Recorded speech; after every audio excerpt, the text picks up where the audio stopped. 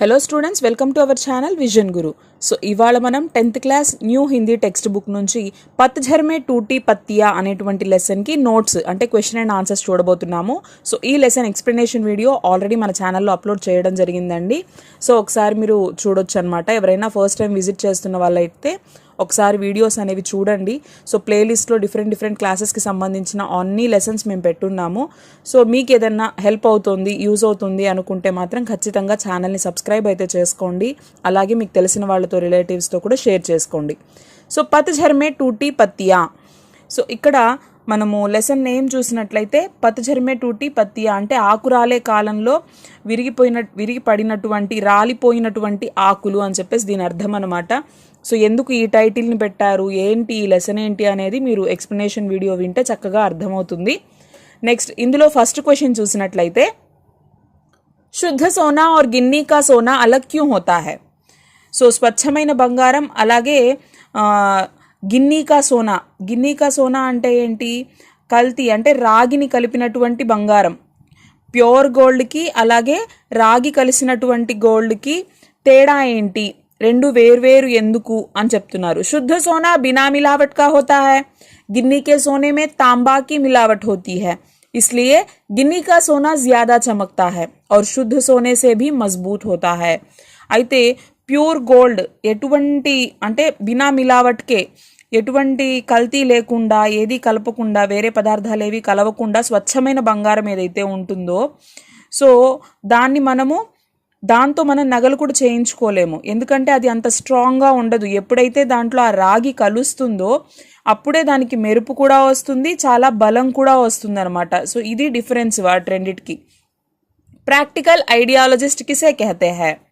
So అయితే practical ideologist అని ఎవరిని అంటారు. शुद्ध आदर्शों में थोड़ी सी व्यावहारिकता मिलाकर जो लोग प्रस्तुत करते हैं उन्हें प्रैक्टिकल आइडियालजिस्ट कहते हैं. సో కొంచెం ప్రాక్టికాలిటీని జోడించి స్వచ్ఛమైన ఆదర్శాలను అందించే వ్యక్తుల్ని మనము ప్రాక్టికల్ ఐడియాలజిస్ట్ అని పిలుస్తాము. పాఠకే సందర్భమే శుద్ధ ఆదర్శ క్యా హై. అయితే ఏమడుగుతున్నారు ఇక్కడ థర్డ్ క్వశ్చన్కి వచ్చినట్లయితే పాఠకే అంటే టెక్స్ట్ బుక్లో మనము లెసన్ చెప్పుకున్న సందర్భంలో ఇక్కడ స్వచ్ఛమైనటువంటి ఆదర్శాలు అంటే ఏంటి. గిన్నీ కా సోనా पाठ के संदर्भ में शुद्ध आदर्श वे है जिसमें व्यावहारिकता की कोई मिलावट ना हो, इनमें स्वार्थ की बात नहीं रहती, सदा सबकी भलाई पर ज्यादा जोर दिया जाता है. అయితే గిన్నీ కా సోనా అనేటువంటి లెసన్లో సో మనం లెసన్ చెప్పుకున్న సందర్భంలో ఆదర్శాల గురించి మాట్లాడినప్పుడు సో ఆచరణాత్మకమైనటువంటివి, కల్తీ లేనటువంటివి అంటే సో ఆ మోరల్స్ అనేవి ఎలా ఉంటాయి, ఆ ఆదర్శాలు అనేవి ఎలా ఉంటాయి అంటే వాటిల్లో స్వార్థం అనేదానికి అసలు తావే లేదనమాట. అందరి మంచి కోసము ఎప్పుడు కూడా వేరే వాళ్ళ శ్రేయస్సు గురించే ఎక్కువ ఇంపార్టెన్స్ ఇవ్వబడుతూ ఉంటుంది. నెక్స్ట్ लेखक ने जापानियों के दिमाग में स्पीड का इंजन लगाने की बात क्यों कही है.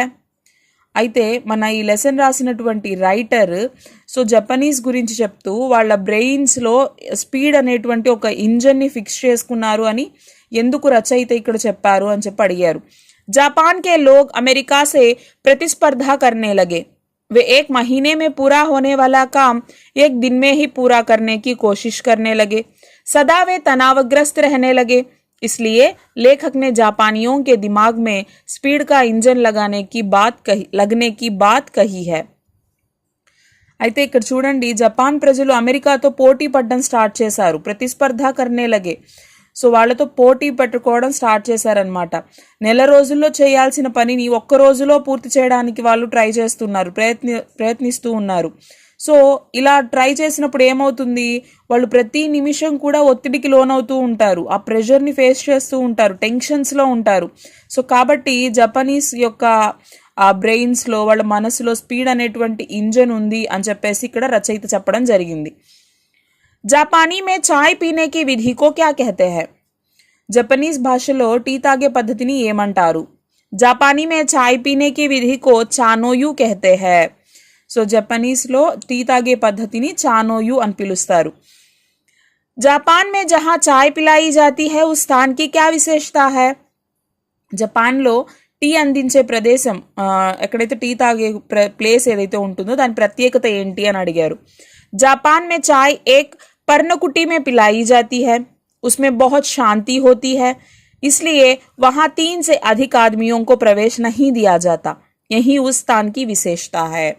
అయితే జపాన్లో సో ఈ టీ సెరమనీ ఎక్కడైతే టీ తాగడానికి వెళ్తారో ఆ ప్లేస్ ఎలా ఉంటుంది అంటే సో చాలా ప్రశాంతంగా ఉంటుందన్నమాట. అక్కడ 3 కంటే ఎక్కువ మందికి ప్రవేశం ఉండదు. అంటే ఇప్పుడు చూడండి, ఒక కెఫేకి వెళ్ళామనుకోండి, లేదంటే ఒక రెస్టారెంట్కి వెళ్ళామనుకోండి, మనము చాలామంది ఉంటారు, గందరగోళంగా ఉంటుంది, అందరూ గలబా మాట్లాడుకుంటూ ఉంటారు. సో అంత డిస్టర్బెన్సెస్ లేకుండా వాళ్ళ బ్రెయిన్స్ని పీస్ఫుల్గా ఉంచుకోవడానికి కొంచెం సేపు రిలాక్సేషన్ కోసం అక్కడ టీ తాగడానికి వెళ్తారనమాట. కాబట్టి ఆ ప్లేస్ ఎలా ఉండాలి, సో వాళ్ళు రిలాక్స్ అయ్యేలాగే ఉండాలి. కాబట్టి ప్రశాంతమైనటువంటి వాతావరణంతో కూడినటువంటి ఒక పర్ణశాల లాగా ఏర్పాటు చేసినటువంటి ఒక ప్లేస్కి వెళ్తారు. సో అక్కడ 3కి మాత్రమే ప్రవేశం కూడా ఉంటుంది. అదే ఆ ప్లేస్ యొక్క ప్రత్యేకత. शुद्ध आदर्श की तुलना सोने से और व्यावहारिकता की तुलना तांबे से क्यों की गई है? అయితే స్వచ్ఛమైనటువంటి ఆదర్శాలని బంగారంతో, నెక్స్ట్ ప్రాక్టికాలిటీని ఇక్కడ తాంబా అంటే రాగితో ఎందుకు కంపేర్ చేశారు? गिन्नी का सोना पाठ में शुद्ध आदर्शों की तुलना शुद्ध सोने से की गई है, क्योंकि जैसे सोने में कोई मिलावट नहीं रहती उसी प्रकार शुद्ध आदर्शों में भी कोई मिलावट नहीं रहती है, वे शाश्वत होते हैं और बहुमूल्य भी.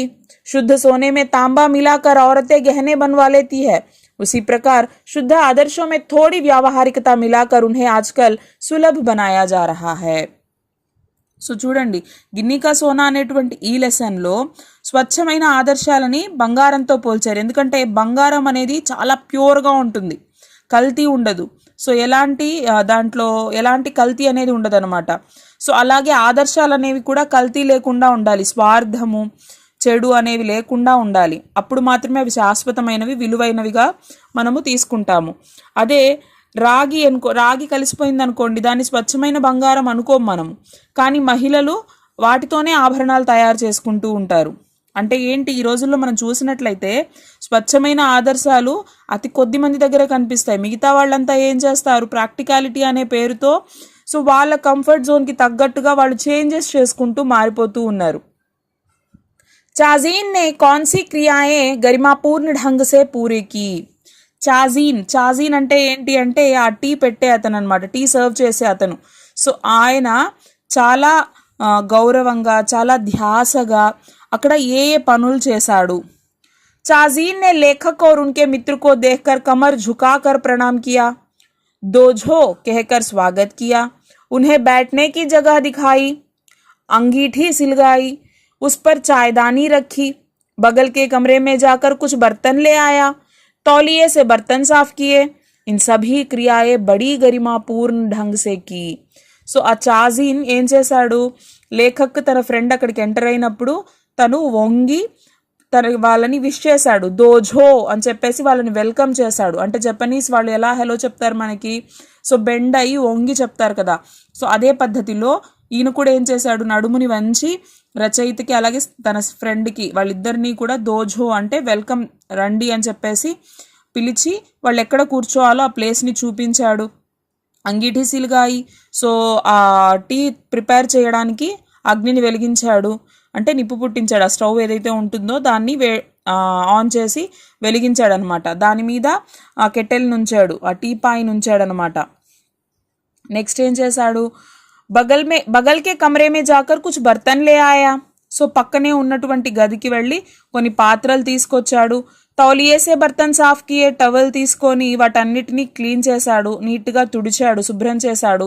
సో ఈ కార్యక్రమాలన్నీ కూడా చాలా గౌరవప్రదంగా, చాలా పీస్ఫుల్గా, ఏ హడావుడి ఆర్భాటం లేకుండా జాగ్రత్తగా చేశాడు. టీ సెరమనీ మే కితనే ఆద్మియోं को प्रवेश दिया जाता था और क्यों? సో ఈ టీ సెరమనీలో ఎంతమందిని అలో చేసేవాళ్ళు, ఎందుకు? టీ సెరమనీ మే 3 से अधिक आदमियों को प्रवेश नहीं दिया जाता क्योंकि इस विधि में शांति मुख्य बात होती है. సో ఈ టీ సెరమనీలో 3 కంటే ఎక్కువ మందిని అక్కడ అలో చెయ్యరనమాట, 3కి మాత్రమే ప్రవేశం ఉంటుంది. ఎందుకంటే మనం ఇందాక చెప్పుకున్నట్టు ఈ టీ సెరమనీ, ఈ పద్ధతి ఏదైతే ఉందో దీని ముఖ్య ఉద్దేశమే ఇక్కడ పీస్ అనమాట, శాంతి.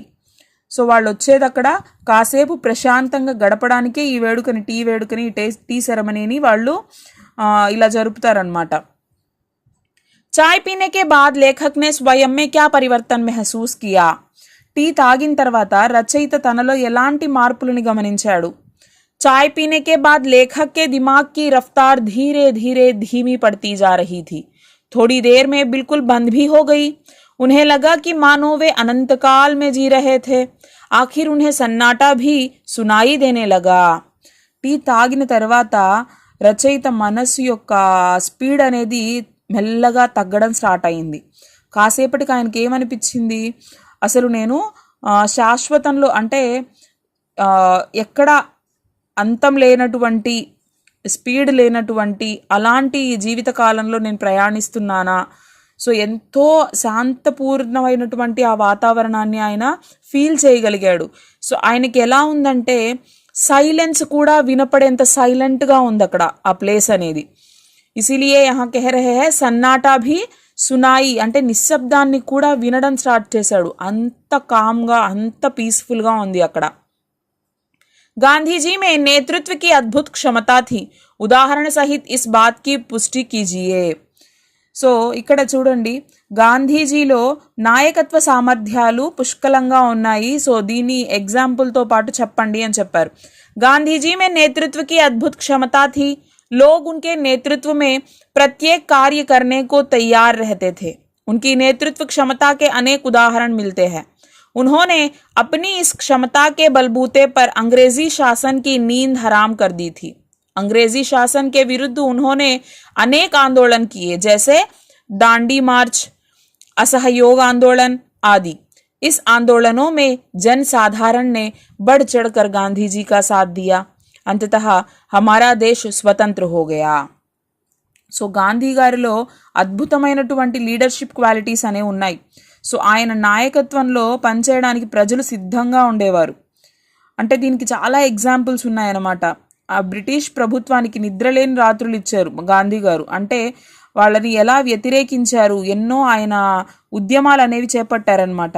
దాండీ మార్చ్ కావచ్చు, లేకపోతే సహాయ నిరాకరణ ఉద్యమం కావచ్చు, ఇలా ఎన్నో ఉద్యమాలను నిర్వహించారు. సో సామాన్య ప్రజలు కూడా గాంధీ గారికి చాలా మద్దతు పలికారు. చివరికి మన దేశానికి స్వాతంత్రాన్ని తీసుకొచ్చి పెట్టారు. आपके विचार से कौन से ऐसे मूल्य है जो शाश्वत है? वर्तमान समय में इन मूल्यों की ప్రాసంగికత స్పష్ట కీజియే. సో మీ అభిప్రాయం ప్రకారం శాశ్వతమైనటువంటి విలువలు అంటే ఏంటి?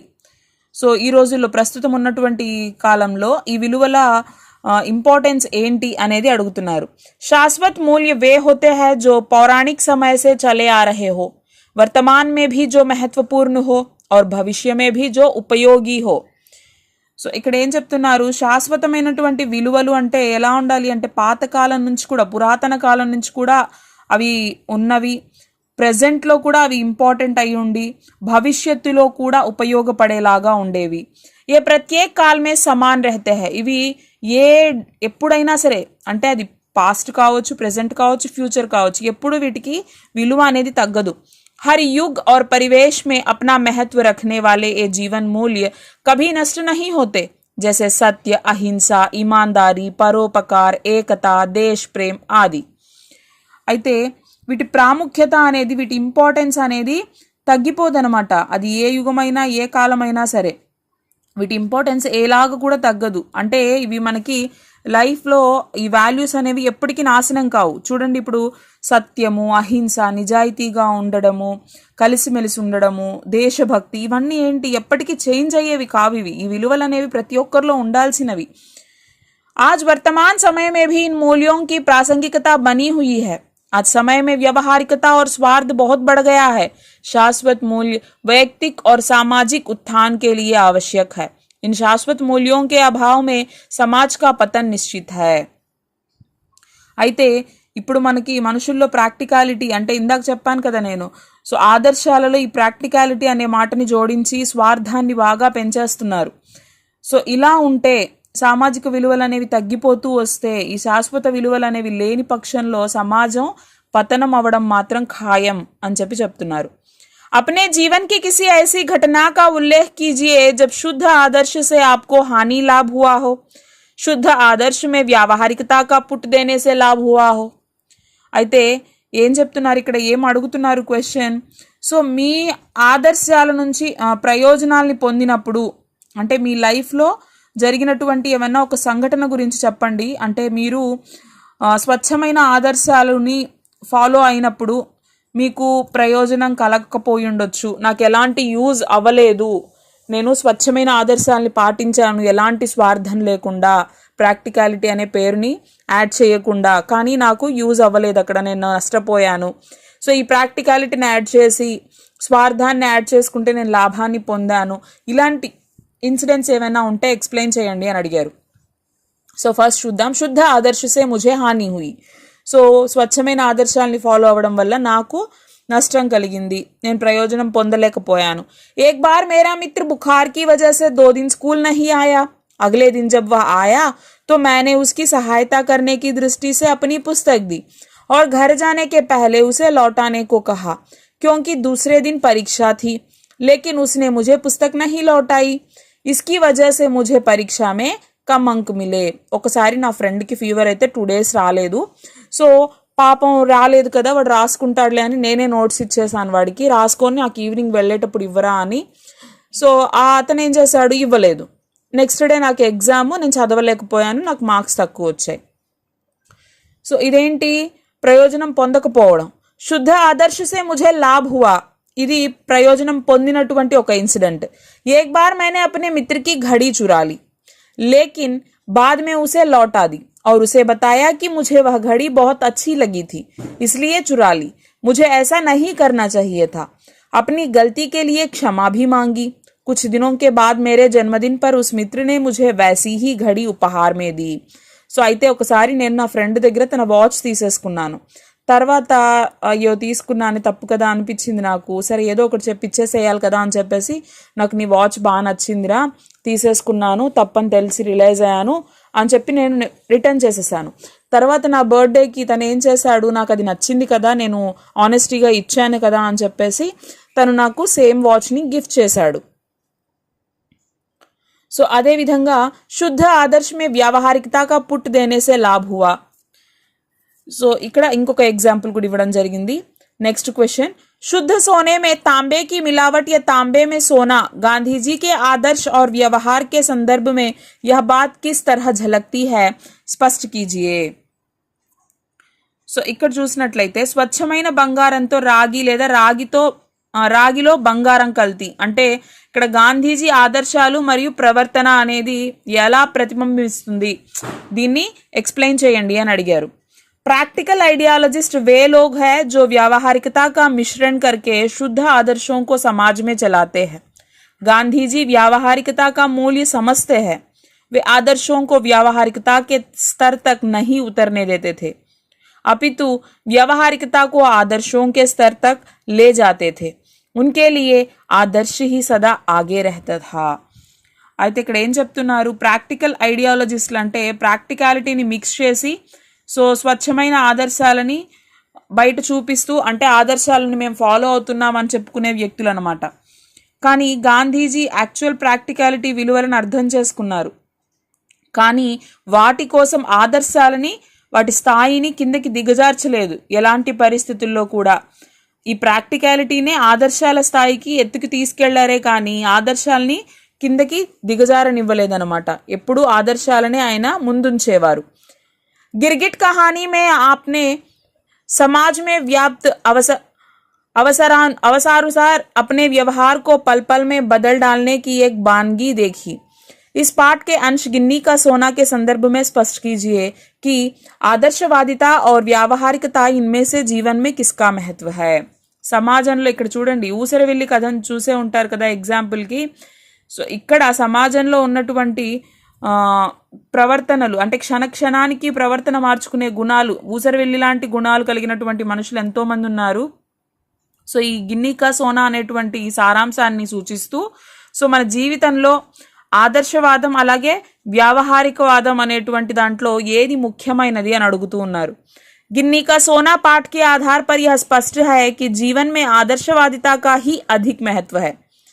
अवसरवादी व्यक्ति सदा अपने हित देखता है, वह प्रत्येक कार्य अपना लाभ हानि देखकर ही करता है। आज भी समाज के पास जो भी मूल्य है वे सब आदर्शवादी द्वारा ही दिए गए हैं। अतः जीवन में आदर्श के साथ सही व्यावहारिकता के मिश्रण का ही महत्व है। సో గిన్నీ కా సోనా అనేటువంటి ఈ లెసన్ బేస్ చేసుకొని చూసినట్లయితే ఆదర్శాలకే ఎక్కువ ప్రాధాన్యత ఉంది అని స్పష్టమవుతుంది మనకి ఇక్కడ. ఆదర్శాలని ఫాలో అయ్యేటువంటి వ్యక్తి తన ప్రయోజనాల్ని చూసుకోడు, ఎప్పుడూ కూడా తను లాభ నష్టాల గురించి ఆలోచించడు, సమాజానికి విలువలను అందిస్తాడు, ఆ విలువలతోనే తను బ్రతుకుతూ ఉంటాడు. సో కాబట్టి జీవితంలో ఆదర్శాలతో సరి అయిన ప్రాక్టికాలిటీని కలపడం చాలా ముఖ్యం ఇక్కడ. लेखक के मित्र ने मानसिक रोग के क्या क्या कारण बताए, आप इन कारणों से कहाँ तक सहमत है. రచయిత ఇక్కడ మన లేఖక్ యొక్క ఫ్రెండ్ చెప్పాడు కదా, మానసిక వ్యాధుల కారణాలు కొన్ని చెప్పాడు. సో ఆ కారణాలకి మీరు ఎంతవరకు అంగీకారం తెలుపుతారు. लेखक के मित्र ने मानसिक रोग के निम्नलिखित कारण बताए. जापान के लोग अमेरिका से प्रतिस्पर्धा करने लगे. वे 1 महीने का काम एक ही दिन में पूरा करने की कोशिश करने लगे. वे तेज चलने वाले दिमाग को और अधिक तेज गति से चलाने की कोशिश करने लगे. इसी कारण से यहाँ के लोगों के मानसिक रोग बढ़ गए हैं. इन कारणों से मैं भी पूरी तरह से सहमत हूँ. इनसे दिमाग का तनाव बढ़ जाता है. ऐसे में उनका मानसिक संतुलन बिगड़ना भी स्वाभाविक ही है.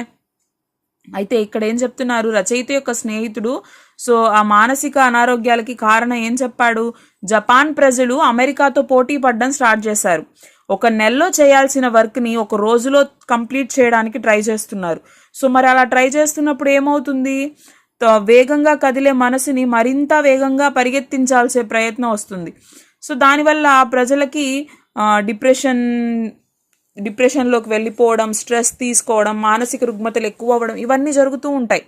సో ఈ కారణాలని నేను కూడా పూర్తిగా అంగీకరిస్తున్నాను. సో ఇవి ఏంటంటే మెదడుకి ఒత్తిడిని పెంచుతాయి, స్ట్రెస్ లెవెల్స్ని పెంచుతాయి అన్నమాట.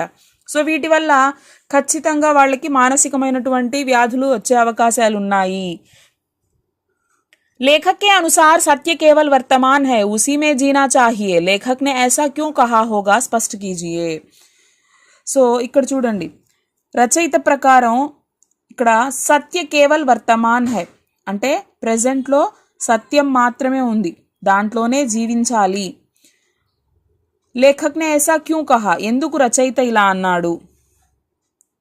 पतझड़ में टूटी पत्तियां के दूसरे दूत प्रसंग झेन की देन में लेखक रविंद्र केलेकर ने वर्तमान को सत्य माना है. उनका मानना है कि भूत की बातों को दोहराना व्यर्थ है क्योंकि वह समय तो बीत चुका है. दूसरी ओर भविष्य के चिंतन का भी कोई लाभ नहीं क्योंकि वह आया नहीं है. सत्य तो वर्तमान है जिसमें हम जीते हैं, वही हमें आनंद देने वाला समय है. वह अनंतकाल जितना विस्तृत था, इसीलिए वर्तमान को ही महत्व देना होगा. అయితే పత్తిఝర్ మే టూటీ పత్తియా, సో ఇందులో ఏంటంటే మనకి 2 లెసన్స్ కదా, జైన్ కి దేన్ తర్వాత గిన్నీ కా సోనా. అయితే అందులో జైన్ కి దేన్లో ఇక్కడ మన లేఖక్ రవీంద్ర కేలేకర్ చెప్తున్నారనమాట. సో ప్రెజెంట్ అనేది మాత్రమే నిజం, పాస్ట్ ఫ్యూచర్ ఇవన్నీ వీటి గురించి ఆలోచించడం వల్ల మనము వ్యాధుల బారిన పడ్డమే కానీ ఏం లాభం లేదు. అయిపోయిన దాని గురించి ఆలోచించుకుంటూ కూర్చుంటే ఏమొస్తుంది, అయిపోయింది ఏమన్నా మార్చగలమా మనము, ఏం మార్చలేము. సరే పోనీ ఫ్యూచర్లో జరగబోయే దాని గురించి తీవ్రంగా ఆలోచించేస్తే దాన్ని ఏమన్నా మనం కంట్రోల్ చేయగలమా, అది కూడా లేదు. మనం ఏదన్నా చేయాలంటే అది ప్రెజెంట్ జరుగుతున్నది మాత్రమే మన చేతుల్లో ఉంటుంది. కాబట్టి సో నిజమేంటి, సత్యం ఏంటి, వర్తమానంలో జరుగుతున్నది మాత్రమే. భవిష్యత్తు గురించి ఆలోచించడం వల్ల ప్రయోజనం లేదు. అయిపోయిన మాటల్ని అంటే గతాన్ని గురించి జ్ఞాపకం చేసుకోవడం వల్ల కూడా మనకి ఎలాంటి ప్రయోజనం కూడా లేదు. సో కాబట్టి మనకి ఆనందాన్ని ఇచ్చేది శాశ్వతమైనది ఏంటి అంటే వర్తమానంలో ఉన్న సమయం మాత్రమే. కాబట్టి దానికి మనం ప్రాధాన్యతనివ్వాలి, ఇంపార్టెన్స్ని ఇవ్వాలి అని చెప్తున్నారు. समाज के पास अगर शाश्वत मूल्यों जैसा कुछ है तो वह आदर्शवादी लोगों का ही दिया हुआ है, तो इसका आशय स्पष्ट कीजिए. సో ఇక్కడ చూడండి, సమాజానికి శాశ్వతమైనటువంటి విలువలు అంటే ఏదైనా ఉంటే సో అది కేవలం ఆదర్శవాద వ్యక్తులు మాత్రమే ఇస్తారనమాట. సో దాని గురించి చెప్పండి అని చెప్పేసి అడిగారు. ఆన్సర్ చూద్దాము. उपरोक्त पंक्ति का आशय यह है कि समाज में अगर सत्य, अहिंसा, ईमानदारी जैसे मूल्य दिखाई दे रहे हैं तो वह सिर्फ आदर्शवादी लोगों का ही दिया हुआ है। जैसे गांधी जी का अहिंसा, हरिश्चंद्र की सत्यवादिता, मदर तेरेसा की सेवा भावना आदि अनेक हमारे लिए प्रेरणा के स्रोत हैं। ऐसे शाश्वत मूल्य हमारे समाज के लिए बहुत महत्वपूर्ण है। సో ఇక్కడ పైన ఇచ్చినటువంటి క్వశ్చన్ లైన్ యొక్క అర్థం ఏంటి అంటే, సమాజంలో సత్యం, అహింస, నిజాయితీ వంటి విలువలు కనిపిస్తే వెంటనే మనకి ఆ విలువలు ఇచ్చినటువంటి ఆదర్శవాదులు మాత్రమే గుర్తొస్తూ ఉంటారు. ఫర్ ఎగ్జాంపుల్, అహింస అనగానే ఎవరు గుర్తొస్తారు? గాంధీ గారు గుర్తొస్తారు. సత్యం, హరిశ్చంద్రుడు గుర్తొస్తాడు. సేవ అనగానే మదర్ తెరెస్సా. సో ఇలాంటి ఎన్నో స్ఫూర్తిదాయకమైనటువంటి ఎగ్జాంపుల్స్ అనేవి మనకి కనిపిస్తూ ఉంటాయి. ఇవన్నీ ఏంటి? శాశ్వతమైనటువంటి విలువలు అనమాట. అంటే మన సమాజానికి చాలా ముఖ్యమైనటువంటివి కూడా. नेक्स्ट क्वेश्चन చూసినట్లయితే, जब व्यावहारिकता का बखान होने लगता है तब प्रैक्टिकल आइडियोलॉजिस्टों के जीवन से आदर्श धीरे धीरे पीछे हटने लगते हैं और उनकी व्यावहारिक सूझबूझ ही आगे आने लगती है. సో సెకండ్ ఏం అడిగారు ఇక్కడ, ఎప్పుడైతే ప్రాక్టికాలిటీని ఇక్కడ మనము చెప్పడం స్టార్ట్ చేస్తామో, ఎక్స్ప్లెయిన్ చేయడం స్టార్ట్ చేస్తామో అప్పుడు సో ఆ ఆచరణాత్మకమైనటువంటి ఆదర్శవాదుల జీవితాల నుంచి ఆదర్శాలు క్రమంగా మెల్లగా తగ్గడం స్టార్ట్ అవుతాయి, వెనక్కి వెళ్ళడం స్టార్ట్ అవుతాయి. సో కేవలం ఇక్కడ తెరపైన ఏం కనిపిస్తూ ఉంటుంది అనే దాని గురించి అడిగారు. उपरोक्त कथन का आशय यह है कि प्रैक्टिकल आइडियोलॉजिस्टों के जीवन में आदर्शों के साथ थोड़ी सी व्यावहारिकता का मिश्रण होना है, लेकिन आजकल के ज़माने में इनके जीवन में व्यावहारिकता ज़्यादा होने की वजह से आदर्श धीरे धीरे अदृश्य हो रहे हैं. सिर्फ व्यावहारिकता ही दिखाई दे रही है. इससे समाज में स्वार्थ एवं अवसरवादिता फैल रही है. సో ఇక్కడ చూడండి ఏం చెప్తున్నారు అంటే, దాని అర్థం ఏంటి అంటే, ఆచరణాత్మక ఆదర్శవాదుల జీవితంలో ఆదర్శాలతో పాటు సో ఈ ప్రాక్టికాలిటీ కూడా ఉండాలి. ఎంత మోతాదులో ఉండాలో అంత మోతాదులోనే ఉండాలి. కానీ ప్రజెంట్ సిచ్యువేషన్స్లో మనం చూసుకున్నట్లయితే ప్రజలు ఎలా అవుతున్నారంటే, ఆదర్శాలు తగ్గుతూ ఉన్నాయి. సో ఈ ఆచరణాత్మకత అంటే ప్రాక్టికాలిటీ ఏదైతే ఉందో దీన్ని పెంచుకుంటూ పోతున్నారు, స్వార్థం పెంచుకుంటూ పోతూ ఉన్నారనమాట. సో అంటే సమాజంలో వేరే వాళ్ళకి ఉపయోగపడేలా కాదు, తమ స్వార్థాన్ని తమ ఆలోచించుకుంటూ ఉన్నారు. ఆదర్శాలు అనేవి మెల్లమెల్లగా కనిపించకుండా పోతూ ఉన్నాయి. దీనివల్ల సో అవకాశవాదం అనేది సమాజంలో ఎక్కువగా కనిపిస్తూ ఉంది మనకి. हमारे जीवन की रफ्तार बढ़ गई है. यहाँ कोई चलता नहीं बल्कि दौड़ता है, कोई बोलता नहीं बकता है. हम जब अकेले पढ़ते हैं तब अपने आप से लगातार बड़बड़ाते रहते हैं. మన జీవితం వేగం పెరిగిపోయింది. సో ఎవరు నడవడం లేదు, పరుగులు తీస్తున్నారు. ఎవరు మాట్లాడడం లేదు, కేవలం స్పీడ్గా గొణుగుతూ ఉన్నారు. ఒంటరిగా ఉంటే తనలో తాను మాట్లాడుకుంటూ ఉన్నారు. సో అని ఏ సందర్భంలో ఎందుకు చెప్పారు? उपरोक्त कथन का आशय यह है कि जापान के लोगों के जीवन में रफ्तार बढ़ गई है. वे अमेरिका से प्रतिस्पर्धा में जीना ही बिल्कुल भूल ही गए हैं. इसलिए वे चलने की बजाय दौड़ते हैं, बोलने की बजाय बकते हैं. वे अकेले में अपने आप से बड़बड़ाते हैं. इस प्रकार उनका जीवन तनावपूर्ण रहता है. సో ఇక్కడ ఏం చెప్తున్నారు, జపాన్లో ఉండేటువంటి ప్రజల జీవితం యొక్క వేగం పెరిగిపోయింది. సో వాళ్ళ ఆలోచన వేగం కూడా పెరిగిపోయింది, వాళ్ళ లైఫ్ స్టైల్ స్పీడ్ పెరిగిపోయింది. అమెరికాతో పోటీ చేస్తూ చేస్తూ వాళ్ళు బ్రతకడం, జీవించడం, లైఫ్ని ఎలా ఎంజాయ్ చేయాలో మర్చిపోతూ ఉన్నారు. సో దానివల్ల ఏమవుతుంది, వాళ్ళు స్ట్రెస్ తీసుకుంటున్నారు. నడిచే దగ్గర పరిగెట్టాల్సిన పరిస్థితి వస్తుంది. మెల్లగా మాట్లాడాల్సిన చోట స్పీడ్గా వాగడం స్టార్ట్ చేస్తూ ఉన్నారు. ఒంటరిగా ఉంటే తమలో తమ గొణుక్కోవడం స్టార్ట్ చేస్తూ ఉన్నారు. సో దీనివల్ల వాళ్ళలో ఒంటరితనం అనేది మిగిలిపోతూ ఉంది, వాళ్ళలో ఒత్తిడి అనేది పెరిగిపోతూ ఉంది. सभी क्रियाएं इतनी गरिमापूर्ण ढंग से की कि उसकी हर भंगिमा से लगता था मानो जय जयवंती के सुर गूंज रहे हो. సో ప్రతి పని కూడా చాలా నిదానంగా, చాలా శ్రద్ధగా, గౌరవప్రదంగా నిర్వహిస్తూ ఉన్నాడు అని చెప్పి అక్కడ చెప్పారు కదా. సో అలాగా అది దేన్ని ఉద్దేశించి అంటే, తను చేసే ప్రతి పని యొక్క ఆ భంగిమ కూడా ఎలా అనిపిస్తుంది అంటే, జయ జయవంతి అంటే అది ఒక సంగీతంలో ఒక రాగం అనమాట. జయ జయవంతికి సుర్, ఆ రాగాలు వింటున్నట్టుగా చూస్తున్నట్టుగా ఉన్నింది మాకు అని చెప్పారు. సో ఇది ఎందుకు చెప్తున్నారంటే, चानोयू में चाजीन ने लेखक एवं उनके मित्र का स्वागत किया.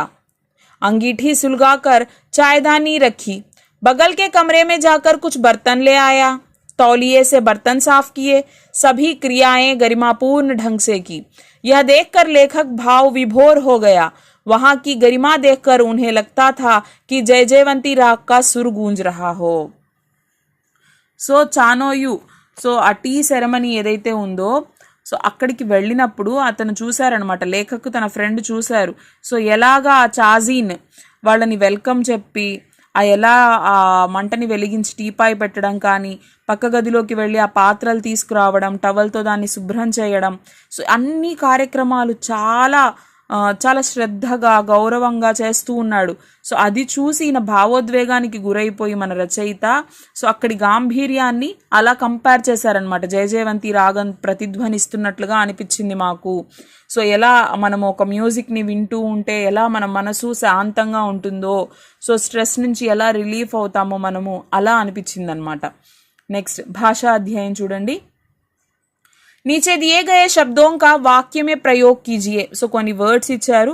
సో ఆ వర్డ్స్ని సెంటెన్స్ సొంత వాక్యాలుగా అంటే సెంటెన్స్ రూపంలో యూజ్ చేసి రాయండి అన్నారు. వ్యావహారికత, ఆదర్శ్, సూజ్బూజ్, విలక్షణ్, శాశ్వత్, సో ఈ వర్డ్స్ ఇచ్చున్నారనమాట. నెక్స్ట్ లాభ హాని కా విగ్రహ ఇస్ ప్రకార్ హోగా లాభ్ ఔర్ హాని. ఇక్కడ సమాస్ సంబంధించి సమాస్ విగ్రహ ఎలా చేయాలి అనేది ఇక్కడ ఇచ్చున్నారనమాట. నెక్స్ట్ नीचे दिए गए विशेषण शब्दों से भाववाचक संज्ञा बनाइए. సో ఇక్కడ చూడండి విశేషణ్ శబ్ద ఇచ్చారు, దీన్ని భావవాచక సంజ్ఞగా ఎలా మారుస్తాము మనము. సో అవి కూడా నేను ఇక్కడ ఆన్సర్స్ ఇవ్వడం జరిగింది. నేను వీటిని ఎక్స్ప్లెనేషన్ ఇవ్వట్లేదండి, క్వశ్చన్ అండ్ ఆన్సర్స్కి మాత్రమే ఎక్స్ప్లెనేషన్ ఇస్తున్నాను, ప్లస్ మీనింగ్స్ ఇవన్నీ చెప్తున్నాను. ఎందుకంటే మనం గ్రామర్ పార్ట్ చెప్పుకున్నప్పుడు సో ఎగ్జామ్ వర్షన్లో మనకి ఇప్పుడు ఎలాగో ప్యాటర్న్ కూడా చేంజ్ అయింది కాబట్టి సో నేను మీకు క్వశ్చన్ పేపర్ ప్యాటర్న్ ఏంటి ఎలా అనేది చెప్తాను. తర్వాత అది కూడా వీడియో వస్తుంది, యాజ్ ఎర్లీ యాజ్ పాసిబుల్ నేను పోస్ట్ చేయడానికి ట్రై చేస్తాను. సో అప్పుడు మనము ఎగ్జామ్ వర్షన్లో మనకి ఆ ఎగ్జామ్ పాయింట్ ఆఫ్ వ్యూలో ఏవైతే అవసరమో అవి మాత్రమే డిస్కస్ చేసుకుందాము. నెక్స్ట్ नीचे दिए गए वाक्यों में रेखांकित अंश पर ध्यान दीजिए और शब्द के अर्थ को समझिए. సో ఇక్కడ కొన్ని సెంటెన్సెస్ ఇచ్చారనమాట చూడండి. సో ఆ అండర్లైన్ చేసినటువంటి వర్డ్స్ వాటిని చూసి వాటి మీనింగ్స్ ఏంటి అని చెప్పేసి ఇక్కడ వాటి గురించి ఎక్స్ప్లెనేషన్ అనేది ఇచ్చారు. नीचे दिए गए वाक्यों को संयुक्त वाक्य में बदल कर लिखिए. सरल वाक्य, संयुक्त वाक्य, మిశ్రిత వాక్యకి సంబంధించి సో ఇక్కడ చేంజెస్ చేయమని చెప్పారు. ఆన్సర్స్ అనేవి ప్రొవైడ్ చేయడం జరిగింది. నెక్స్ట్ యోగ్యతా విస్తార్.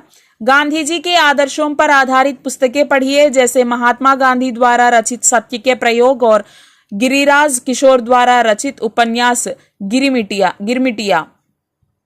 సో ఇవేంటంటే గాంధీజీ గారి ఆదర్శంగా తీసుకొని రూపొందించబడినటువంటి పుస్తకాలు ఏవైతే ఉన్నాయో సో అవి మహాత్మా గాంధీ గారు రాసిన సత్యకే ప్రయోగ్, అలాగే గిరిరాజ్ కిషోర్ గారు రాసినటువంటి గిర్మిటియా అనేటువంటి ఈ బుక్స్ని మీరు చూసి వాటిని చదవండి లైబ్రరీ నుంచి తీసుకొని అని చెప్పేసి ఇచ్చారు. పాఠ్ మే వర్ణిత్ టీ సెరమనీ కా శబ్ద చిత్ర ప్రస్తుత్ కీజియే. నెక్స్ట్ ఏం అడిగారు, సో లెసన్లో వచ్చినటువంటి టీ సెరమనీ సో ఆ పదం యొక్క పిక్చర్ని అంటే టీ తాగే పద్ధతి ఏదైతే ఉందో వాళ్ళు ఎలా కూర్చొని టీ తాగుతారు, సో దాని భంగిమ ఎలా ఉంటుంది, దాని ఉద్దేశం ఏంటి, సో దాని గురించి ఇక్కడ ఆ ఇమేజ్ని కలెక్ట్ చేసుకొని దాని గురించి రాయమని చెప్పారు. నెక్స్ట్ పరియోజన కార్య ప్రాజెక్ట్ వర్క్ అనమాట. भारत के नक्शे पर वे स्थान अंकित कीजिए जहां चाय की पैदावार होती है. इन स्थानों से संबंधित भौगोलिक स्थितियों और अलग अलग जगह की चाय की क्या विशेषताएं हैं इनका पता लगाइए और परियोजना पुस्तिका में लिखिए. ఇక్కడే మరిగారు భారతదేశం యొక్క మ్యాప్లో సో టీ ఉత్పత్తిని అంటే టీ పండించేటువంటి తేయాకును పండించేటువంటి ప్రదేశాలని గుర్తించండి అని అన్నారు. సో అక్కడి భౌగోళిక పరిస్థితులు ఎలా ఉన్నాయి, వివిధ ప్రాంతాల నుంచి వచ్చినటువంటి ఆ టీ యొక్క లక్షణాలు ఏంటి, సో ఇవన్నీ ప్రాజెక్ట్ బుక్లో రాయమని చెప్పారు. వాటి గురించి డీటెయిలింగ్స్ అనేవి ఇచ్చాను. అలాగే ఇక్కడ చూడండి సో మ్యాప్ అనేది ఇచ్చేసి ఇక్కడ ఎక్కడెక్కడ హిమాచల్ ప్రదేశ్, డార్జిలింగ్, అరుణాచల్ ప్రదేశ్, సిక్కిం, అస్సాం, మేఘాలయ, పశ్చిమ బెంగాల్, సో నీలగిరి, సో ఈ ప్లేసెస్ని మార్క్ చేయడం జరిగిందనమాట. నెక్స్ట్ చూస్తే శబ్దార్థ టిప్పణియా. సో ఇక్కడ మనకి మీనింగ్స్ అనేవి ఇవ్వడం జరిగింది. వ్యావహారికత समय और అవసర్ దేఖ్కర్ కార్య కర్నే కి సూజ్. వ్యావహారికత అంటే ఏంటంటే ప్రాక్టికాలిటీ. సో అవకాశాన్ని మనం పరిగణలోకి తీసుకొని సో ఆ దాన్ని మనకు అనుగుణంగా మార్చుకోవడం అనమాట. అప్పుడు చేయాల్సింది మనం ఆలోచించడం. ప్రాక్టికల్ ఐడియాలజిస్ట్, వ్యావహారిక్ ఆదర్శ్, సో దీన్ని పాటించేటువంటి వాడు. బఖాన్ వర్ణన్ కర్నా, బఖాన్ అంటే వర్ణించడము, ఎక్స్ప్లెయిన్ చేయడము. సూజ్ బూజ్ కామ్ కర్నేకి సమజ్, సో వ్యవహరించేటువంటి తెలివితేటలు, జ్ఞానాన్ని కలిగి ఉండడము. స్తర్ అంటే స్థాయి, శ్రేణి. కేస్తర్ కే బరాబర్, సో కేస్తర్ అంటే ఏంటి అంటే ఆ స్థాయికి తగ్గట్టుగా. సజగ్ సచేత్ అంటే ఏంటి అవగాహన. శాశ్వత్ జో సదైవ్ ఏక్సా రహే జో బదలా నా జాసకే అంటే శాశ్వతంగా ఉండేది, మార్పు చేర్పులు లేకుండా పర్మనెంట్గా ఉండడం అనమాట. శుద్ధ సోనా, శుద్ధ సోనా అంటే ప్యూర్ గోల్డ్, 24 క్యారెట్ కా గోల్డ్. గిన్నీ కా సోనా 22 క్యారెట్స్ అంటే ఇందులో మనకి తాంబా, రాగి కలిసి ఉంటుందన్నమాట. మానసికమైనటువంటి, మస్తిష్కు సంబంధి, దిమాగి. మనోరుగ్న తనావ్ కే కారణ్ మన్సే అవస్థ, మనోరుగ్న అంటే ఏంటంటే ఒత్తిడి కారణంగా మానసికంగా వచ్చేటువంటి అనారోగ్యాలు. దఫ్తి లక్డీకి ఖోఖ్లీ సరక్నే వాली దీవార్ జిస్ పర్ చిత్రకారి హోతీ హై. దఫ్తి అంటే ఏంటంటే ఒక చెక్కతో తయారు చేసినటువంటి ఒక స్లైడింగ్ లాగా అనమాట. పెయింటింగ్స్ అవి వేసి ఉంటారు దాంట్లో, అంటే టీ సెరమనీ జరిగిన ప్లేస్లో అది ఉన్నిందనమాట. ప్రతిస్పర్ధ హోడ్, సో పోటీ. స్పీడ్ గతి అంటే వేగము. టీ సెరమనీ జపాన్ మే చాయ్ పీనే కా విశేష ఆయోజన్, సో జపాన్లో టీ తాగడానికి ఏర్పాటు చేసినటువంటి ఒక ప్రత్యేకమైనటువంటి ఏర్పాటు. చానోయు జపానీ మే టీ సెరమనీ కా నామ్, సో ఆ టీ సెరమనీని జపాన్లో చానోయు అని పిలుస్తారు. పర్ణకుటి పత్తోన్సే బనీ కుటియా, ఆకులతో తయారు చేసినటువంటి ఒక చిన్న కుటీరము.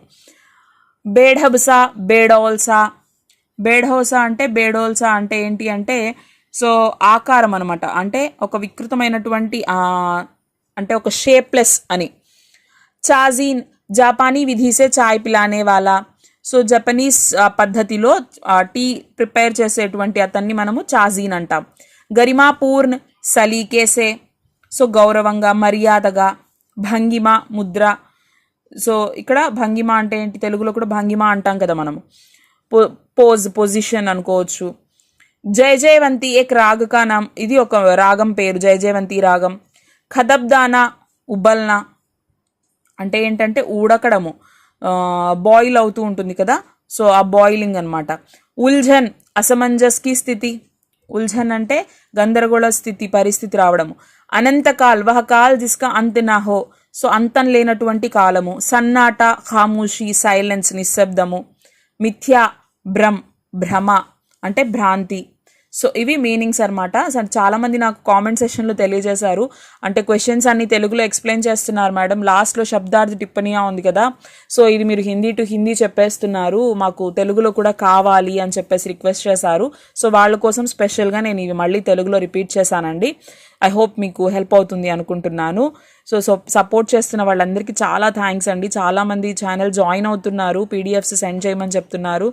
ఆల్రెడీ మేము సెండ్ చేస్తున్నాము. ఎవరైనా మెయిల్ డ్రాప్ మీ ఈమెయిల్ పెట్టకుండా ఉండుంటే మీరు అక్కడ కామెంట్ సెషన్లో మాకు మెయిల్ ఐడి ఇస్తేనే మేము మీకు సెండ్ చేయగలము, నోట్స్ కావాలి అనుకున్న వాళ్ళకి. అదేవిధంగా ఎవరైనా ఇప్పటి వరకు మా ఛానల్ని సబ్స్క్రైబ్ చేసుకొని వాళ్ళు ఫస్ట్ టైం విజిట్ చేస్తున్నట్లయితే చూడండి, మీకు ఖచ్చితంగా హెల్ప్ అవుతుంది అనుకుంటే మాత్రం మీరు సబ్స్క్రైబ్ చేసుకోండి. అలాగే బెల్ ఐకాన్ని క్లిక్ చేస్తే మీకు వెంటనే నోటిఫికేషన్స్ అనేవి రావడం జరుగుతూ ఉంది. So thank you. మనం ఇంకొక lesson explanation video or notes వీడియోతో కలుద్దాము. Thank you.